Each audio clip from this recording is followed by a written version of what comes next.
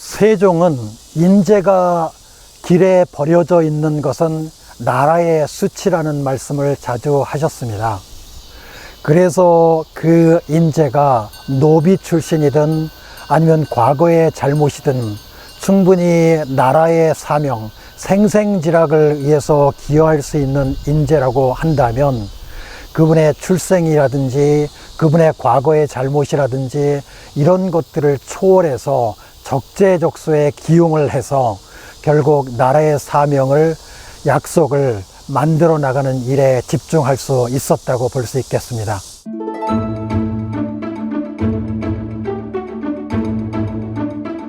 세종의 인재관은 세종이 직접 출제하신 세종실록에 최고의 인재를 등용을 해서 쓰는 방법에 관해서 논하라 라고 하는 시험 문제 속에 담겨 있다고 볼 수 있겠습니다.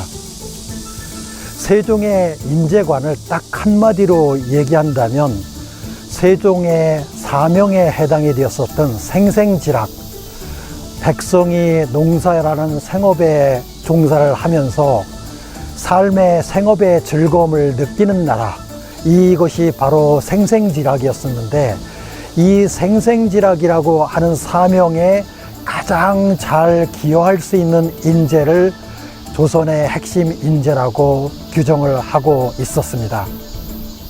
세종은 핵심 인재를 규정을 하는데 인재가 가지고 있는 인품과 인재가 가지고 있는 능력을 같이 검증하는 방법을 사용을 했습니다. 인재가 가지고 있는 성품의 측면에 있어서는 그 사람이 자기 자신에 대한 부끄러움을 알고 있는지, 이것들을 각성을 하고 있는지, 이게 가장 핵심적인 초점이었다고 볼 수 있겠습니다. 왜냐하면 부끄러움을 아는 사람들만이 본인이 가지고 있는 약점을 극복을 해서 더 성숙한 인간으로 태어나는데 학문을 열심히 할 가능성이 있다고 생각했기 때문입니다.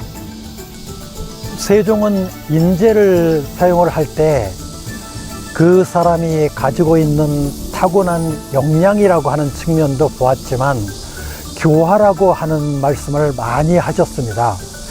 교화라고 하는 말씀을 하실 때는 그 인재가 가지고 있는 능력에 대한 잠재력이 아직 발화되지 않았다 하더라도 그 잠재력을 발화될 수 있는 상황이나 기회를 만들어주는 것들에 초점을 두었기 때문에 교화라는 말씀을 많이 썼다고 생각이 됩니다.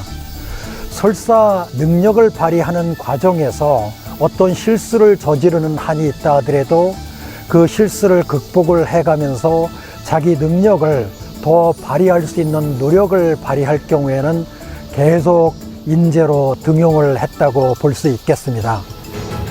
한마디로 말씀드린다면 세종 밑에서 일했던 조선의 모든 인재들은 세종에 깔아준 집현전이라든지 이와 같은 모든 학습의 터전을 일종의 우리가 학습하는 놀이터, 전문가의 놀이터로 생각을 하고 본인의 전문성을 갈고 닦았다고 이야기할 수 있을 것 같습니다.